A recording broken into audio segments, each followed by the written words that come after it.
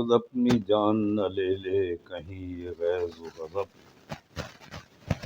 میں چھٹی جماعت میں پڑھتا تھا، غالباً یہ 61 سال پرانی بات ہے۔ میرے نصاب میں فارسی بھی تھی۔ فارسی کی کتاب میں شیخ سعدی کی لکھی ہوئی ایک حکایت بھی تھی جس کا مفہوم کچھ یوں تھا۔ ایک نیک دل شخص کہیں جا رہا تھا۔ راستے میں اس نے دیکھا کہ ایک آدمی کسی دوسرے سے ہاتھا پائی کر رہا تھا، بہت زیادہ غصے میں بھی تھا۔ اس کا چہرہ سرخ ہو رہا تھا اور غصے کی شدت سے اس کے منہ سے جھاگ نکل رہے تھے۔ نیک دل شخص رکا اور اس نے لوگوں سے پوچھا، اس آدمی کو کیا ہوا ہے؟ یہ اتنے غصے میں کیوں ہے؟ لوگوں نے بتایا کہ کسی نے، یعنی جس سے وہ لڑ رہا تھا، اس نے اسے گالی دی تھی۔ بس وہ برداشت نہیں کر سک رہا تھا اور لڑ رہا تھا۔ یہ سن کر نیک دل شخص نے افسوس سے کہا، کیا عجیب بات ہے یہ آدمی بہت وزنی پتھر تو اٹھا سکتا ہے لیکن ایک بات برداشت نہیں کر رہا۔ کچھ دن ہوئے میں نے اسی کہانی سے ملتی جلتی ایک صورتحال دیکھی اور حیران بھی ہوا کہ شیخ سعدی کی بیان کی ہوئی کہانی اور موجودہ جو واقعہ ہوا ہے اس میں کتنی مماثلت ہے۔ ہوا یوں کہ میں مسجد سے نماز پڑھ کر نکلنے لگا تھا کہ مجھے اپنے پیچھے ہلکے سے شور کی آواز سنائی دی۔ میں نے پلٹ کر دیکھا تو ایک تندرست و توانا جوان جو پٹھان تھا اور مسجد کا ایک خادم تھا، میں اسے جانتا تھا، کھڑا ہوا تھا۔ کچھ لوگ بھی اس کے گرد کھڑے تھے۔ اچانک اس نے اپنی کن پٹیوں کو اپنے داہنے ہاتھ سے اس طرح پکڑا کہ ایک طرف اس کا انگوٹھا تھا، دوسری طرف اس کی 4 انگلیاں تھیں۔ اس میں اس نے اپنی دونوں کن پٹیوں کو زور دے کے پکڑا اور پھر کچھ ایسا لگا جیسے گر جائے گا اور زمین پر چت لیٹ گیا اور تڑپنے سا لگا، ادھر ادھر سر مارنے لگا۔ پھر تھوڑا سا ساکت ہوا تو لوگوں نے اسے کوشش کر کے پانی کا گھونٹ پلایا۔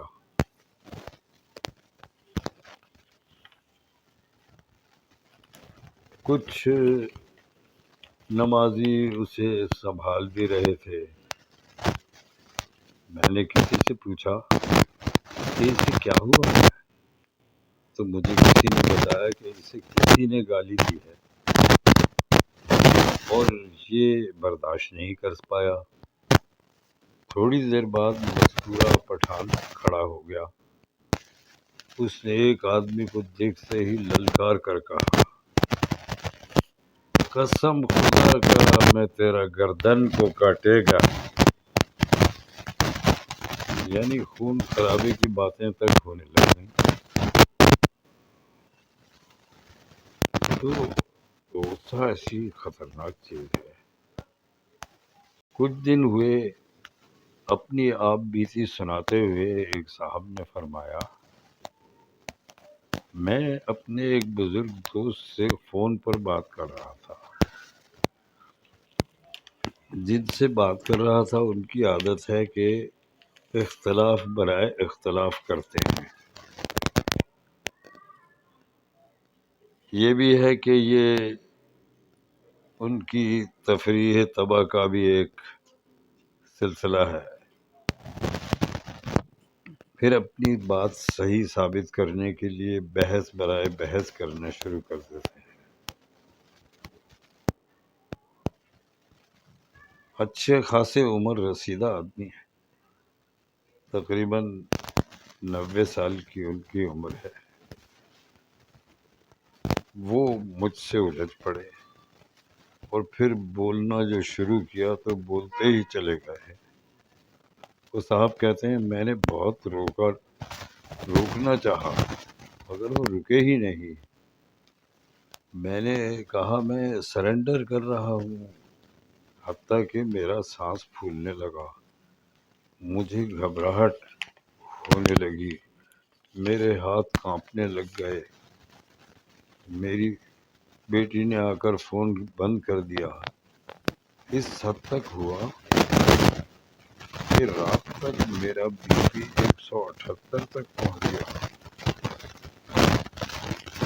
دیکھا آپ نے غصہ کرنا کس طرح خطرناک ہو سکتا ہے، موت بھی ہو سکتی ہے۔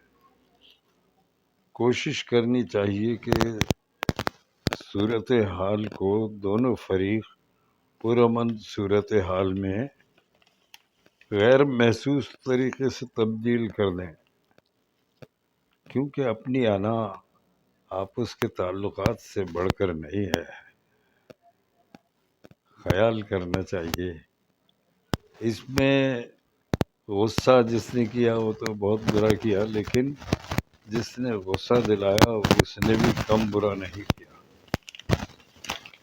تو بس ذرا ہمیں باشعور ہونے کا ثبوت دینے کی ضرورت ہے۔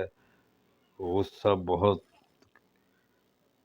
تباہی مچاتا ہے جسم کے اندر، اس میں احتیاط کرنی چاہیے۔ شکریہ۔